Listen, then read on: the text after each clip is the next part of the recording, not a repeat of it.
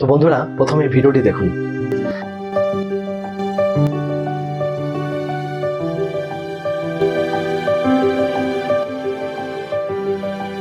হ্যাঁ, আমার ভিডিও হয়তো অনেকের ভালো লাগে, অনেকের হয়তো লাগে না। অনেকে ভালো কমেন্ট করে, অনেকে হয়তো গালাগালিও দেয়। বাট আজকের বিষয়টা একটু ডিফারেন্ট। এই যে ভিডিওটা দেখলেন, এনারা গ্রামের গরিব মানুষ, আর সারা বছরই কৃষিকাজ করে খায়। আর বছরের এই পুজোর সময়টা আসে, ঢাক বাজায় আর কিছু পয়সা উপার্জন করে। আর এই সময় তাদের কামানোর একটা সময়।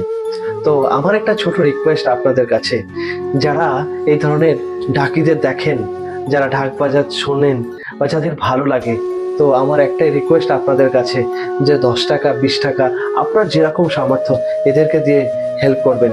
আর এদেরকে আপনার যখন ঢাকের আওয়াজটা ভালো লাগবে, যখন এদেরকে টাকাটা দেবেন, শুধু এটুকুই বলবেন যে কাকা, এই পুজোটা আপনার জন্য।